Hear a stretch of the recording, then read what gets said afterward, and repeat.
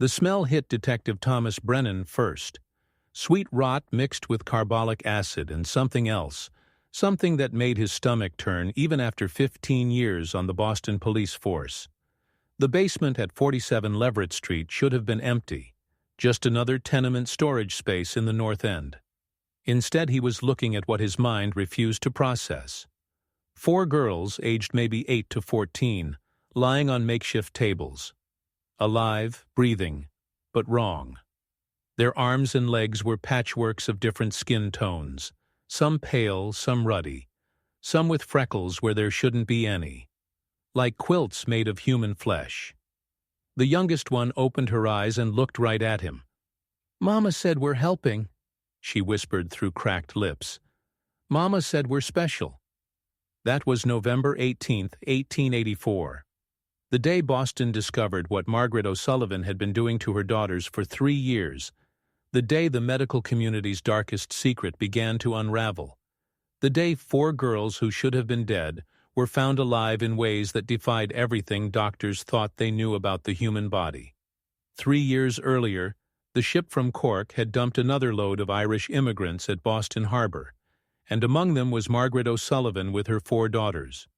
Bridget was 11, strong-willed with her father's stubborn jaw. Mary was 9, quiet and watchful. Rose was 7, always singing despite everything. And little Annie was 5, still young enough to believe America really was the land of milk and honey their mother had promised. Their father was supposed to be waiting for them. He'd gone ahead 6 months earlier, promising to find work and lodging, to prepare the way. Margaret had sold everything they owned for the passage, had endured 6 weeks in steerage with vomit and disease and death all around them, had kept her girls alive on moldy bread and the promise of reunion. But Patrick O'Sullivan wasn't at the dock. He wasn't at the rooming house address he'd sent. He wasn't anywhere. Margaret spent their first week in Boston searching, dragging the girls through unfamiliar streets, asking at factories and construction sites. Irish workers shook their heads.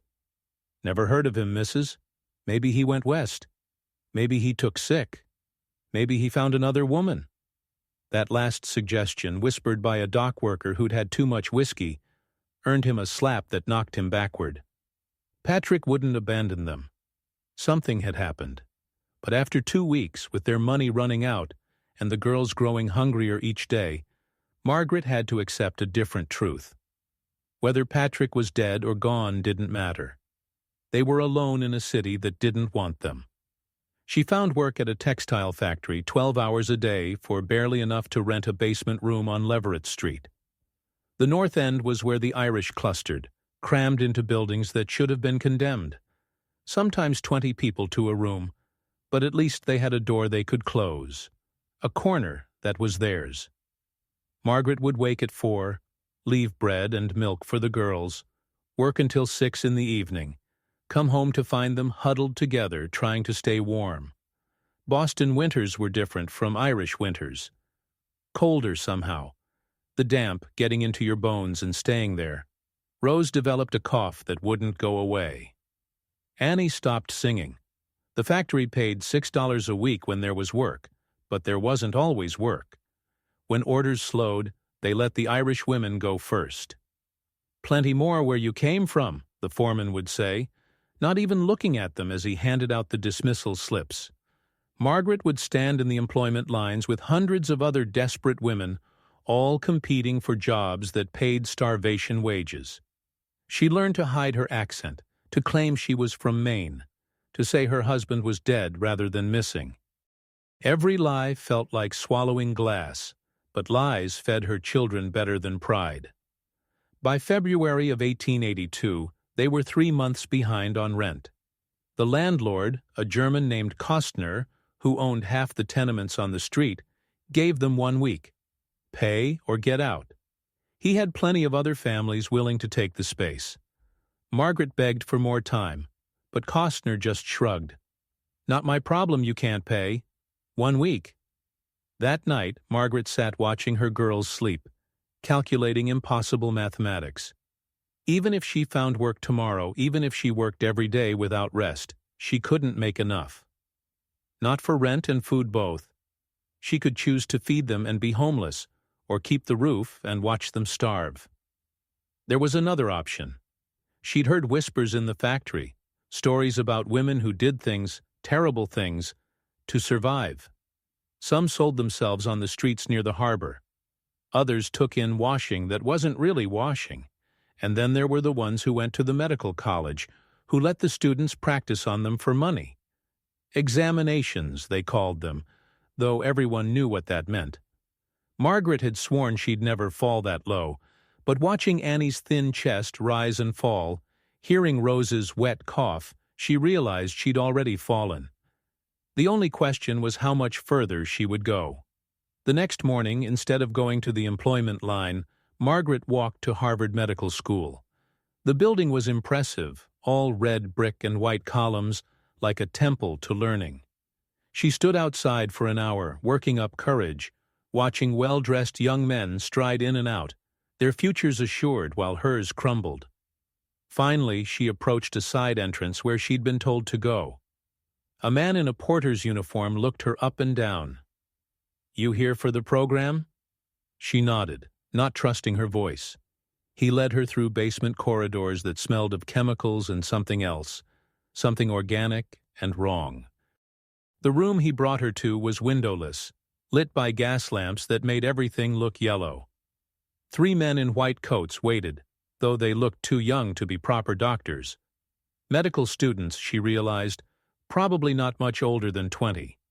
One had spectacles that kept sliding down his nose. Another had hands that shook slightly. The third, the one who seemed to be in charge, had cold blue eyes that reminded her of winter ice. "You're here for the examination program?" the blue-eyed one asked.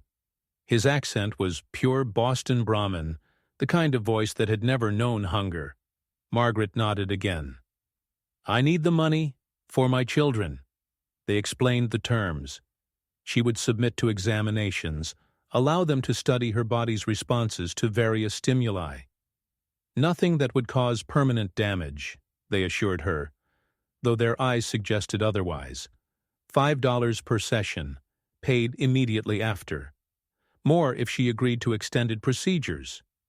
The words washed over her like water. $5. Almost a week's wages for a few hours of whatever they wanted. She agreed before they finished talking. The first session was exactly what she'd feared. They made her undress, examined every part of her while taking notes, discussing her like she was livestock. She stared at the ceiling and thought about the money, about Rose's medicine, about bread that wasn't stale. When it was over, the blue-eyed student handed her $5 silver. "You tolerate discomfort well," he said. "We have another program if you're interested. It pays significantly more." She should have left then, should have taken the money and never returned, but $5 would only delay the inevitable. What kind of program? That's when she met Dr. Cornelius Whitmore. He wasn't a student but a full professor, though he couldn't have been 40 yet. Tall and thin with prematurely gray hair and fingers stained yellow from chemicals. His office was in the building's sub-basement, behind an unmarked door. The walls were covered with medical drawings, cross-sections of human skin, diagrams of musculature, sketches of surgical procedures that made Margaret's stomach turn. But what caught her attention were the photographs. Dozens of them showing patches of skin grafted onto different bodies, successful transplantations that shouldn't have been possible. "Medicine is advancing rapidly," Whitmore said, gesturing for her to sit. His voice was cultured but had an undertone of excitement like a child with a secret. "We're learning that the human body is far more adaptable than previously believed. But progress requires experimentation, and experimentation requires subjects." He studied her with eyes that saw through clothes and skin to the desperate need beneath. "The examination program provides basic subjects, but I need something more specific. I need families." Margaret's hands clenched in her lap. "Families?" "Genetic similarities, you see. The closer the blood relationship, the more likely tissue transplantation will succeed. I'm pioneering new techniques in skin grafting, techniques that could save countless lives. Burn victims, those with disfiguring diseases, soldiers wounded in battle. But I need to perfect the process, and for that, I need subjects who share blood. He leaned forward. You have children, don't you? Daughters, I'm told. The room seemed to tilt. Margaret gripped the chair arms. You want to experiment on my girls? Not experiment, study. Small tissue samples, carefully harvested, transplanted between family members to test compatibility. The procedures are minor, the healing quick, and the compensation. He wrote a number on a piece of paper and slid it across the desk. Per procedure. For each participant. $50. Per procedure. Per child. Margaret stared at the number until it blurred. $200 if all 4 girls participated. More than she could make in 2 months at the factory. Enough to pay the rent, buy food, maybe even save something for when the next crisis came. All for small tissue samples, minor procedures. Her mind began the terrible mathematics of survival. How much was a small piece of skin worth? How much pain could she let her children endure? How much of them could she sell and still call herself a mother? I need to think, she heard herself say. Whitmore nodded. Of course, but don't think too long.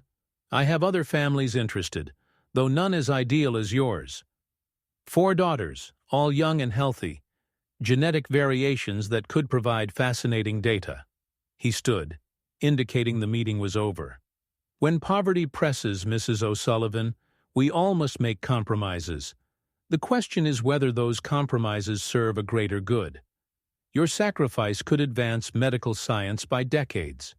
She left through the same basement corridors, but they seemed darker now, the chemical smell stronger.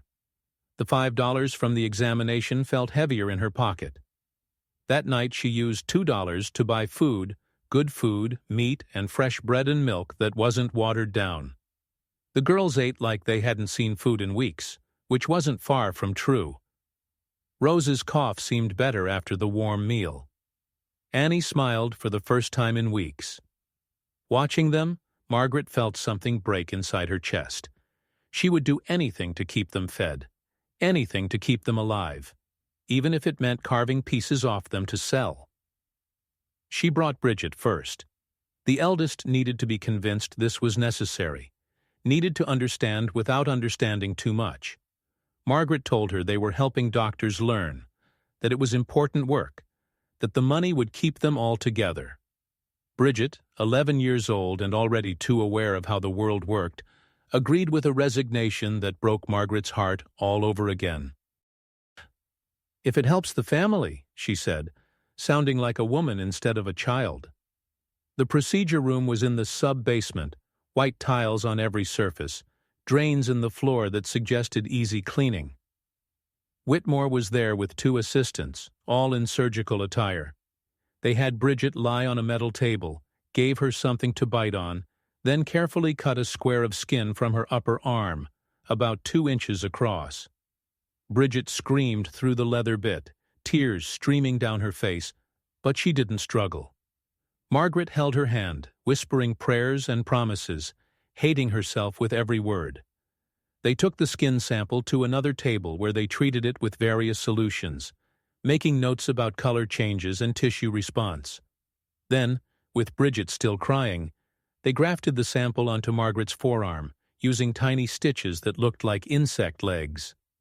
The pain was extraordinary, but Margaret welcomed it. It felt like penance, like she was suffering alongside her daughter. When it was over, Whitmore handed her $100, $50 for Bridget's donation, $50 for Margaret's reception of the graft. Come back in a week, he said. If the graft takes, we'll proceed with the others. It took. The patch of Bridget's skin on Margaret's arm turned pink, then settled into something that almost matched her own coloring. Whitmore was ecstatic. The compatibility was remarkable, he said. The family's genetics were ideal for his research. He wanted to proceed immediately with more extensive procedures. Margaret, looking at the healing wound on Bridget's arm, knowing the rent was paid and food was plentiful, agreed to bring Mary. The second procedure was worse. They took more skin, from Mary's thigh this time, a larger patch that left her limping. They grafted it onto Bridget, testing whether sibling transplantation worked as well as parent-child. Mary was quieter than her sister, didn't scream as much, but something in her eyes went dark that day. She stopped talking except when necessary, stopped playing with her sisters, spent hours staring at nothing. Margaret told herself it would pass, that children were resilient, that the money was worth temporary trauma. By April, all 4 girls had undergone multiple procedures. Rose, despite her cough, proved to have remarkable healing abilities. Skin grafted from her to Annie took immediately and perfectly. Annie's tissue, transplanted to Mary, integrated seamlessly. Whitmore began taking larger samples, pushing the boundaries of what the young bodies could tolerate. He paid accordingly, sometimes $200 for a single session. But the girls were changing. Not just physically, though the patchwork of scars and different toned skin was becoming harder to hide. They were withdrawing, becoming strange. Bridget started pulling out her hair. Mary would stand in corners for hours. Rose's singing turned to humming, the same note over and over. Annie stopped speaking entirely. Margaret used the money to move them to a better room, bought them new clothes to hide the scarring, fed them the best food she could find, but nothing helped. They were falling apart from the inside, and she knew it was her fault. But when Whitmore offered $500 for an experimental procedure, something he called full-thickness grafting, she couldn't refuse. They were too deep in now. The girls were already damaged. At least this way their suffering would mean something. They would survive. The full-thickness grafting was monstrous. Whitmore removed large sections of skin from each girl, then grafted them onto the others in a complex pattern he claimed would prove his theories about tissue compatibility. He worked for 6 hours, the basement room filling with the copper smell of blood. The girls were given chloroform, but not enough. They drifted in and out of consciousness, crying when awake, whimpering when asleep. Margaret wasn't allowed in the room, had to wait in the corridor, listening to her children suffer. When it was over, when Whitmore emerged with blood on his apron and triumph in his eyes, she rushed in to find her daughters transformed. They looked like dolls that had been taken apart and reassembled wrong. Each girl's skin was now a patchwork of her sister's tissue. Bridget had a strip of Annie's pale skin running down her left arm. Mary's back was covered with grafts from Rose. Rose's legs bore patches of Bridget's freckled skin. Annie, the smallest, had samples from all 3 sisters, her tiny body a map of borrowed flesh.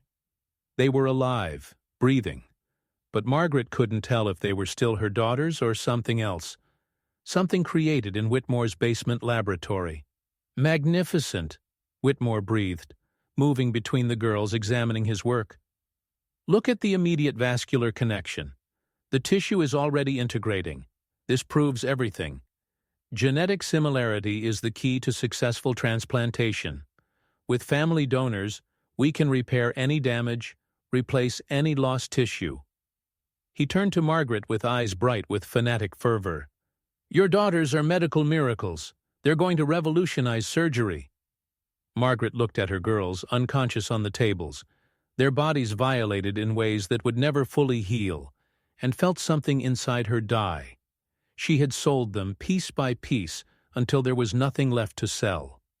The money Whitmore pressed into her hands, $1,000 in crisp bills, felt like the 30 pieces of silver Judas took. She wanted to throw it back, to gather her girls and run, but where would they go? What doctor would help them now? They were marked, claimed by medical science, their bodies no longer entirely their own. She took them home, carried them one by one up the stairs to their room, laid them in their beds. For 3 days they barely moved, drifting in and out of fever dreams. Margaret sat with them, applying the salves Whitmore had provided, changing bandages that were always soaked through with fluids she didn't want to identify. On the fourth day they woke up, but they were different. They moved in unison, turning their heads at the same time, blinking in synchronized patterns. When one felt pain, the others winced. When Annie cried, tears appeared on all their faces. "What did he do to us, Mama?" Bridget asked, her voice hollow. Margaret couldn't answer because she didn't know. The grafting had worked too well. The shared tissue had created connections that went beyond the physical. The girls were still individuals, but they were also something collective, joined in ways that defied understanding. They could feel each other's sensations, share each other's thoughts at times. It should have been impossible, but Margaret had learned that impossible was just a word doctors used for things they hadn't figured out yet. Whitmore wanted to study them, offered even more money for continued observation, but Margaret finally found her limit. No more. She would work 20 hours a day if necessary, but her girls wouldn't go back to that basement. Whitmore argued, threatened, offered sums that could have bought them a house, but Margaret held firm. He had taken enough. He had his data, his proof. Let him find other families to destroy. But Whitmore wasn't the kind of man who accepted refusal. He had invested too much in the O'Sullivan girls, seen too much potential in their unique condition. If Margaret wouldn't bring them willingly, he would find another way. He began visiting their tenement, standing outside at all hours, watching. He sent other doctors, colleagues who wanted to examine the girls, to verify his claims. He published papers about tissue transplantation, using detailed descriptions that anyone who knew the family would recognize. The medical community was fascinated. Who were these subjects who had survived such extensive grafting? Where were they now? Could the results be replicated? Margaret tried to hide, moved to a different tenement, but Whitmore found them. Boston wasn't big enough to disappear in, not when you had 4 girls whose appearance was so distinctive. The patchwork skin had healed but remained visible, creating patterns that drew stares on the street. Other Irish families whispered about them, called them cursed, refused to let their children play with them. They were isolated, marked, trapped between the world that had rejected them and the medical establishment that wanted to claim them. The breaking point came in September of 1884. Rose's cough had returned, worse than before. The grafting had weakened her immune system, made her vulnerable to every disease that swept through the tenements. Margaret spent the last of Whitmore's money on medicine, but nothing helped. Rose was dying, slowly but certainly. In desperation, Margaret went to Whitmore, begged him to help. He agreed, but only if she brought all 4 girls back. He had a new procedure, something that might save Rose by using tissue from her sisters to strengthen her failing organs.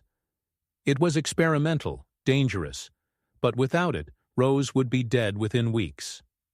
Margaret agreed. What choice did she have? Let one daughter die to protect the others from more procedures? She brought them back to the basement laboratory, but this time something was different. Whitmore had assistants she didn't recognize, men who spoke German and French, comparing notes in languages she couldn't understand. They examined the girls like specimens, prodding the graft sites, taking measurements, discussing them as if they weren't there. One of them, a Frenchman with a waxed mustache, kept saying extraordinaire and making sketches. The procedure Whitmore proposed wasn't grafting. It was something else, something he called tissue integration. He would take samples from Bridget, Mary, and Annie, not just skin but deeper tissue, muscle and fat, and even fragments of organs, and transplant them into Rose. Create a hybrid system that would strengthen her body by making her sisters literal parts of her. The risk was enormous. All 4 girls could die. But if it worked, if Rose survived, it would prove that human bodies could be rebuilt, reconstructed, made into something beyond their original design. Margaret wanted to refuse, but Rose was gasping for breath, her lips turning blue. Her other daughters surrounded their sister, holding her hands, and Margaret saw something pass between them, some silent communication through their grafted connection. They nodded in unison. "Do it," Bridget said. "Save her." The surgery took 9 hours. Whitmore worked with mechanical precision, removing tissue from the 3 healthy sisters and integrating it into Rose's failing body. He grafted muscle from Bridget's leg into Rose's chest to strengthen her breathing. He took liver tissue from Mary, kidney tissue from Annie, integrated them into Rose's organs. The basement became a charnel house, blood and tissue everywhere, the smell overwhelming. But the girls never cried out. They held each other's hands in a chain, sharing the pain, distributing it among them so no single body had to bear it all. When it was over, Rose was breathing normally for the first time in months. The integration had worked. She was alive, rebuilt from her sister's flesh, a composite being that challenged everything medical science believed possible. Whitmore was triumphant, his colleagues amazed. They had witnessed something that would reshape their understanding of human biology. The O'Sullivan girls weren't just patients anymore. They were proof of concept, living evidence that bodies could be reconstructed, improved, made into something more than nature intended. But success came with a price. The girls were now so integrated that they couldn't be separated for more than a few hours without experiencing withdrawal. They shared not just tissue, but biological processes. When one ate, the others felt nourished. When one slept, the others grew tired. They had become a single organism distributed across 4 bodies, and Whitmore wanted to study every aspect of their condition. He offered Margaret a permanent position as their caretaker, a salary and housing on the condition that the girls remain available for observation and testing. It was slavery dressed up as employment. But Margaret was too exhausted to fight anymore. They moved into rooms in the hospital's basement, near Whitmore's laboratory. Officially, they didn't exist. The hospital records showed no O'Sullivan family, no patients matching the girls' descriptions. They were Whitmore's secret, his private project that would make his reputation once he was ready to reveal it to the world. But secrets have a way of escaping, especially when they involve children whose appearance is so unusual. Other doctors noticed the family living in the basement. Nurses whispered about the girls who moved in unison. Janitors told stories about the sounds they heard at night, 4 voices crying with one sorrow. Word reached Thomas Brennan through his network of informants. Brennan was an oddity in the Boston police, an Irishman who had risen to detective through sheer determination and an unwillingness to accept the corruption that defined the department. He investigated crimes the other detectives ignored, the ones involving immigrants and the poor, the ones that didn't generate headlines or rewards.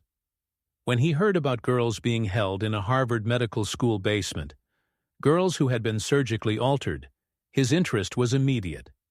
He started carefully, knowing that Harvard had connections throughout the city government. Any official investigation would be shut down before it began. Instead, he posed as a janitor, got himself hired for night shifts, spent weeks learning the building's layout and routines. He heard the stories from other workers, each more disturbing than the last. Girls who were being taken apart and rebuilt. A mother who had sold her daughters to medical science. A doctor who believed he could create new forms of human life. Brennan had seen enough corruption and cruelty in his career, but this was different. This was something that violated natural law itself. On November 15th, he made his move. He waited until Whitmore left for the evening, then used his janitor's keys to access the basement. He found the O'Sullivan rooms easily, guided by the sound of synchronized breathing. Margaret was asleep in a chair, exhausted from another day of watching her daughters suffer. The girls were in their beds, and even in sleep, they moved together, turning their heads at the same moment, their hands making identical gestures. Brennan stood frozen, trying to understand what he was seeing. The patchwork skin was visible even in the dim light, creating patterns that seemed almost deliberate, like someone had designed them this way. He woke Margaret gently. She opened her eyes and saw his police badge, and something like relief crossed her face. "You've come to arrest me," she said, not a question. "I've come to help," Brennan replied, though he wasn't sure help was possible for what had been done. Margaret laughed, bitter and broken. "There's no helping us now. Look at them. Look what I let happen. They're not even separate people anymore. There's something else, something that shouldn't exist." She told him everything over the next hour, speaking in a monotone that suggested she had repeated this confession in her mind countless times. The poverty that had driven her to Whitmore, the procedures that had started small and grown monstrous, the integration that had saved Rose's life, but condemned all 4 girls to an existence that wasn't quite human anymore. She showed him Whitmore's notes, detailed records of every procedure, every graft, every violation of her daughter's bodies. The evidence was overwhelming and undeniable. Brennan knew he should arrest everyone involved immediately, but he also knew what would happen. Whitmore had powerful friends. The medical establishment would close ranks. The case would disappear. The girls would vanish, and nothing would change except that the O'Sullivan family would be destroyed completely. He needed more than evidence. He needed witnesses, public exposure, something that couldn't be covered up or explained away. "There's a journalist," he said finally. "Benjamin Frost from the Herald.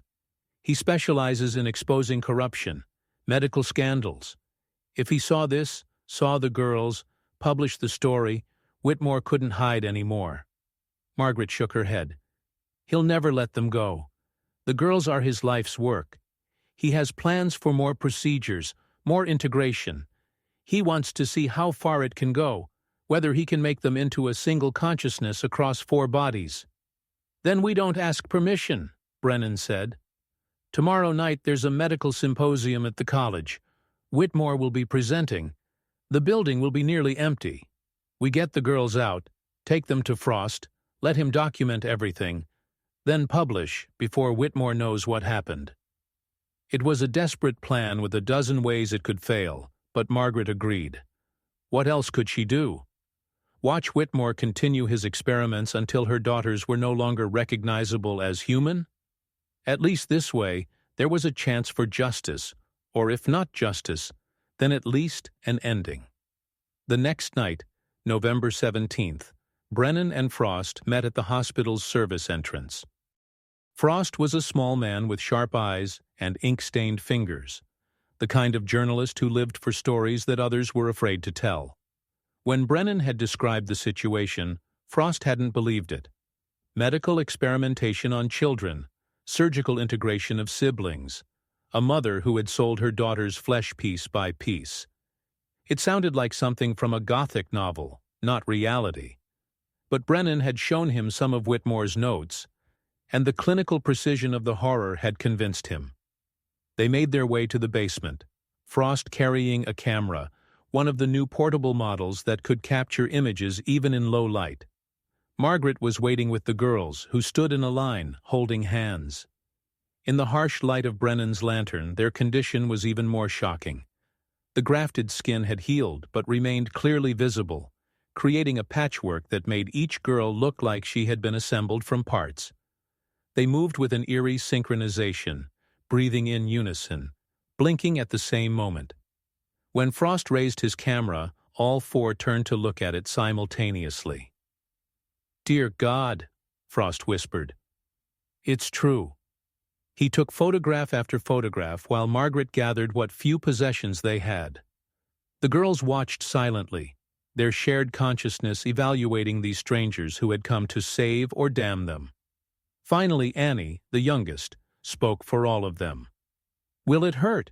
she asked, though whether she meant leaving or staying was unclear. They were making their way to the exit when footsteps echoed in the corridor. Whitmore appeared, flanked by 2 security guards, his face twisted with rage. "You have no right," he snarled at Brennan. "These are my patients. This is my research. You're interfering with medical progress that could save thousands of lives."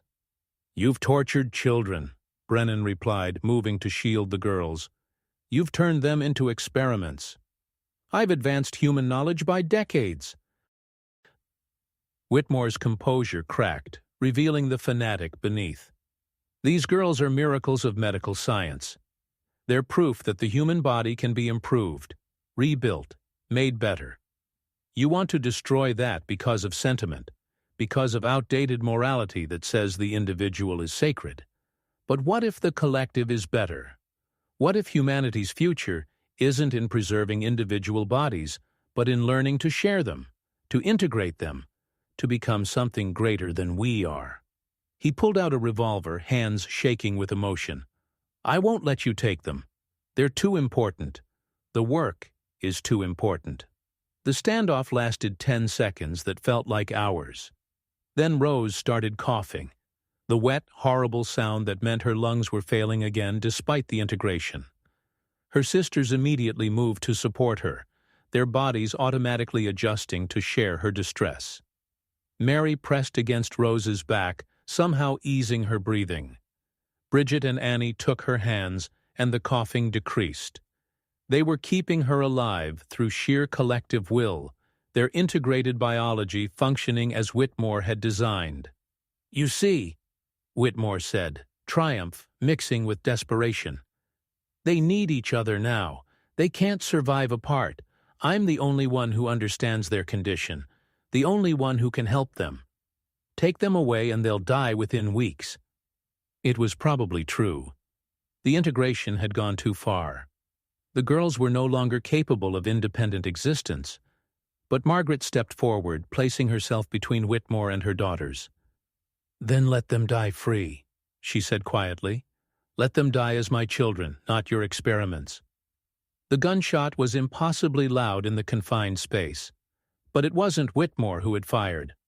One of the security guards, an older Irishman named Murphy, who had watched the O'Sullivan girls come and go for months, had struck Whitmore's arm, sending the shot into the ceiling. In the confusion that followed, Brennan grabbed Whitmore's gun while Murphy held the doctor down. I've got children myself, Murphy said to Margaret. Get them out of here. Get them somewhere safe. They ran through the basement corridors, up into the night air that felt like freedom even though they all knew it was temporary. Frost had his story and his photographs. Within 2 days, the Boston Herald would run a special edition that would shock the city and the nation. The headlines would scream about medical torture, about children used as experiments, about a mother driven to unthinkable acts by poverty and desperation. Whitmore would be arrested, though his trial would drag on for years as the medical establishment debated whether his work was criminal or merely ahead of its time. But that was all in the future. On the night of November 18th, Brennan brought the O'Sullivan family to his own home, a small house in Charlestown where his wife took one look at the girls and immediately set about making soup and finding blankets. The girls sat together on a sofa, still holding hands, their integrated bodies finding comfort in proximity. Margaret sat apart, staring at nothing, perhaps finally allowing herself to feel the full weight of what she had done and what had been done to them all. What will happen to them? Frost asked Brennan quietly, his journalist's instincts already working on the next chapter of the story. I don't know, Brennan admitted. There might be doctors who can help, who can find ways to let them live with what's been done. Or maybe Whitmore was right, and they can't survive apart anymore. Either way, they're free now. That has to count for something. The girls whispered among themselves in their strange synchronized way, 4 voices making one conversation. They were discussing something, making a decision. Finally, Bridget spoke for all of them. We want to stay together, she said. Whatever happens, we stay together. We're not 4 anymore. We're one family and 4 bodies. That's what we are now. Margaret finally looked at her daughters, seeing them clearly for perhaps the first time since the procedures began. They were damaged, altered, made into something that shouldn't exist. But they were also survivors, adapting to an impossible situation with a grace she couldn't match. They had found a way to make their violation into a form of strength, their forced integration into a chosen unity. They were no longer the daughters she had brought from Ireland, but they were still hers, and she was still their mother, even if she had failed them in ways that could never be forgiven. The story Frost published 3 days later changed everything and nothing. The public was horrified. Whitmore was condemned in editorials and sermons. The medical establishment promised reform and oversight, but the O'Sullivan girls remained what they had become, medical miracles or abominations depending on who was describing them. Doctors from around the world wanted to study them, to understand how the integration worked, to learn from Whitmore's notes, even as they condemned his methods. The family was offered money, positions at hospitals, opportunities to be part of properly controlled research. Margaret refused them all. They lived quietly in a house the Irish community had raised money to buy for them, surviving on donations and the occasional payment for allowing a doctor to observe the girls' condition. The integration proved permanent. The girls grew up sharing their strange connection, finishing each other's sentences, feeling each other's pain and joy.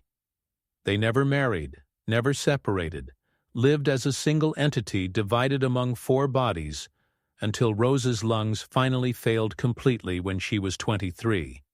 When she died, the others followed within hours, their integrated biology unable to sustain the loss. They were buried together in a single grave, marked only with the O'Sullivan sisters, together always. Margaret lived another decade, working in the textile factories she had once fled, never speaking about what had happened in Whitmore's basement.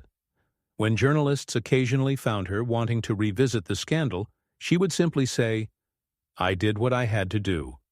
Judge me if you want, but you weren't there. You didn't have to choose between watching your children starve and letting them be carved apart. I chose to let them be carved apart, and they found a way to survive it by becoming something new. That's all any of us can do. Become something new when the world breaks us." Whitmore spent 2 years in prison before his conviction was overturned on appeal. He returned to medical research, though never again with human subjects. His papers on tissue integration were studied in secret by doctors who recognized their brilliance even as they condemned their origin. Some say his work laid the foundation for modern transplant medicine, that the O'Sullivan girls' suffering led eventually to procedures that saved thousands of lives. Others say that's just a story the medical establishment tells itself to justify atrocity, to pretend that progress requires sacrifice rather than admitting it often comes from cruelty. The truth, as always, lies somewhere between. The O'Sullivan girls were victims of poverty, medical ambition, and a mother's desperate choices. They were also survivors who adapted to an impossible situation, who found strength in their forced unity, who refused to be defined solely by what had been done to them. Their story was a scandal that exposed the dark underbelly of medical progress, the willingness to use the poor and powerless as raw material for experimentation. But it was also a testament to human resilience, to the ability to find connection even in violation, to create family even from horror.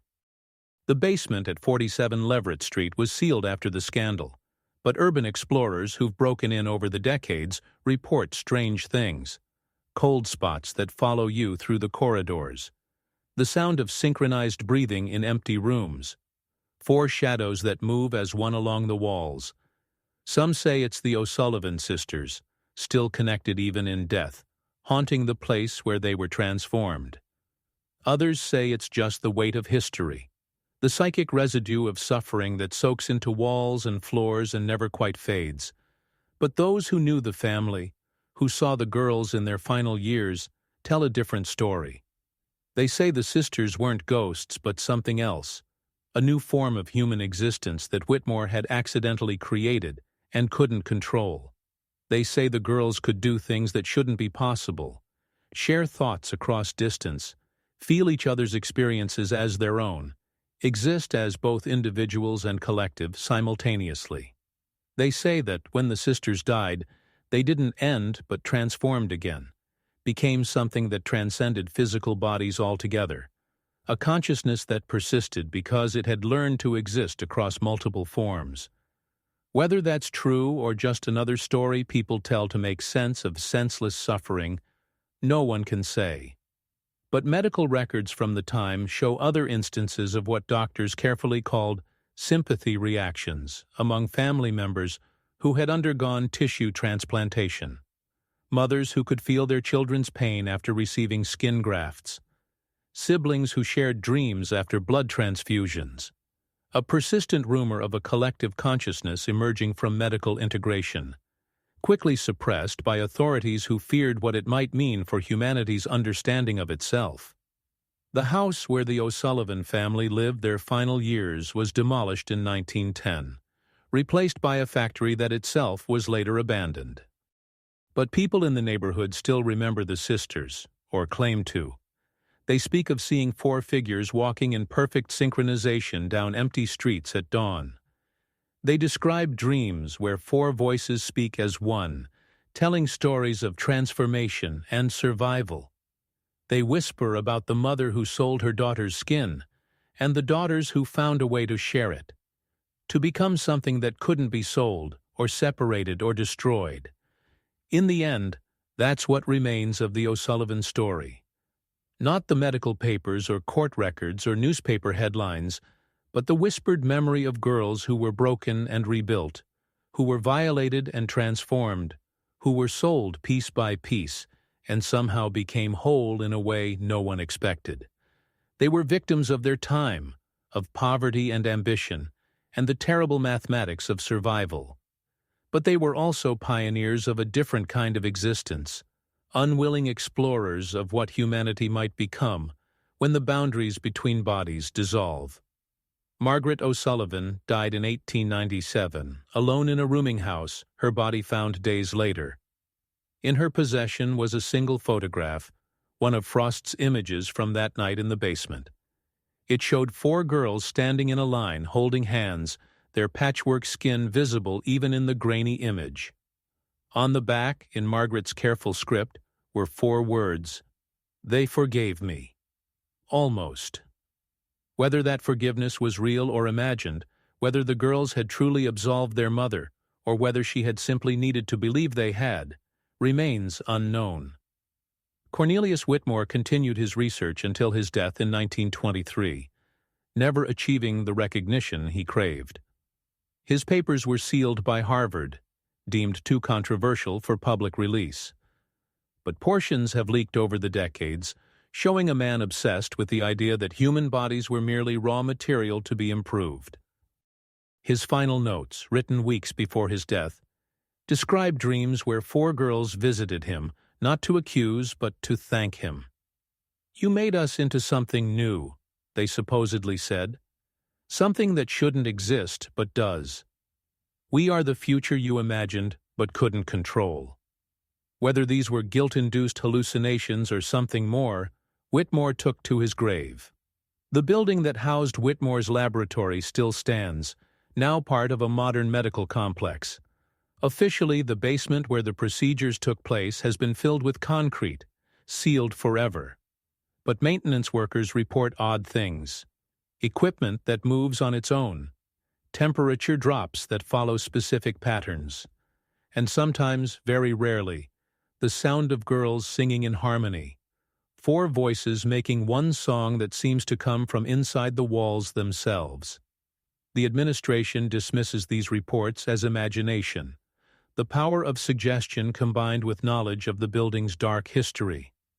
But they've also never unsealed the basement, never investigated what might still be down there, never risked disturbing whatever remains of Whitmore's work. Some say the O'Sullivan sisters never really died, that the integration Whitmore achieved went beyond physical tissue to something deeper. They say consciousness, once distributed across multiple bodies, doesn't simply end when those bodies fail. It persists, finds new forms, continues its existence in ways science hasn't yet learned to measure. They point to other cases, other families who underwent similar procedures in other cities, other basements where desperate mothers made impossible choices. They suggest a network of integrated consciousness, survivors of medical experimentation who found connection in their violation, who became something collectively that they never could have been individually. But these are just stories, whispers in immigrant communities, tales told to make sense of suffering that defies comprehension. The official record is clear. 4 girls were surgically altered by a criminal doctor. They survived but were permanently damaged. They died young, together, their bodies unable to sustain the integration forced upon them. Their mother lived with guilt until it killed her. The doctor was punished, though inadequately. Justice was served, though imperfectly. The case led to medical reforms, though insufficiently. A tragedy was exposed, documented, and eventually forgotten, except by those who choose to remember. Yet memory itself is a form of integration, a sharing of experience across time and consciousness. When we remember the O'Sullivan sisters, when we imagine their synchronized movements and shared sensations, we participate in a kind of collective experience that echoes what they became. We take pieces of their story and graft them onto our own understanding, integrate their suffering into our awareness, become changed by knowing what happened to them. In that way, perhaps they achieved a different kind of immortality, not through Whitmore's procedures, but through the human capacity to share stories, to connect across time and space through narrative, to become part of each other through the simple act of remembering. The last documented sighting of something that might have been the O'Sullivan sisters was in 1952, when a nurse at Boston General reported seeing 4 figures in the pediatric ward late at night. They were standing around the bed of a child who had received experimental skin grafts for severe burns, holding hands in a circle, humming in perfect harmony. When the nurse approached, they turned to look at her with synchronized movement, smiled with identical expressions, and faded like morning mist. The child, who had been given less than a 10% chance of survival, recovered completely. The grafts took perfectly, leaving minimal scarring. The nurse never reported what she saw officially, but she told other nurses, who told others, and the story became part of hospital folklore. Whether it was real or imagined, whether the sisters somehow persisted, or whether it was just the hope that suffering might sometimes transform into healing, no one can say. But in the pediatric ward, in the burn unit, in all the places where children endure medical procedures that push the boundaries of what small bodies can survive, nurses still sometimes report the same thing. 4 figures standing together, holding hands, humming in harmony. They appear when the suffering is greatest, when the procedures are most extreme, when children are being asked to endure what shouldn't be survivable. And somehow those children do survive, their bodies adapting to impossible circumstances, their spirits finding strength in connection. The medical establishment dismisses these reports as hallucinations brought on by stress and exhaustion. But the nurses know better. They've seen too much to deny the possibility that something persists, that the O'Sullivan sisters found a way to transform their violation into a kind of grace. Not redemption, because what was done to them can never be redeemed. Not justification, because no progress justifies such suffering. But transformation, the ability to become something beyond what violence tried to make them, to find connection in separation, unity in division, strength in shared survival. And so the story continues, not in official records or medical journals, but in whispered conversations between night shift nurses, in the dreams of children who survive impossible procedures, in the spaces between what medicine admits and what experience knows. 4 sisters who were sold piece by piece and became whole. A mother who made an unforgivable choice and sought forgiveness anyway. A doctor who created miracles through monstrosity. A detective who exposed truth that changed nothing and everything. A journalist who documented horror that the world would rather forget. All of them part of a story that refuses to end because its questions remain unanswered. What are the limits of human adaptation? How much can we share before we cease to be individuals?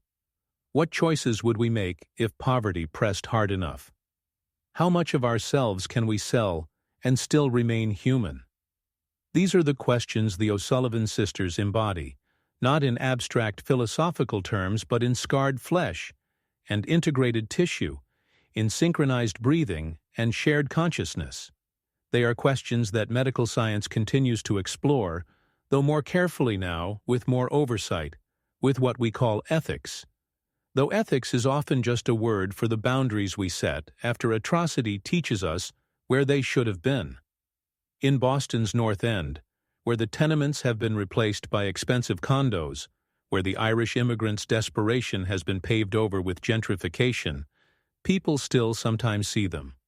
4 figures walking in perfect step through streets that no longer exist, past buildings that were demolished decades ago, following paths that only memory preserves. They don't interact with the living, don't acknowledge the changes around them. They simply walk, together always, proof that some connections survive everything, even death, even time, even the attempt to forget. The truth about the O'Sullivan sisters isn't in the historical record, though the facts are documented. It isn't in the medical papers, though the procedures are described in clinical detail.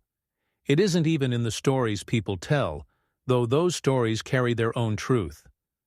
The truth is, in the space between all of these, in the recognition that human beings can survive unimaginable violation and find ways to continue, changed but not conquered, broken but not defeated.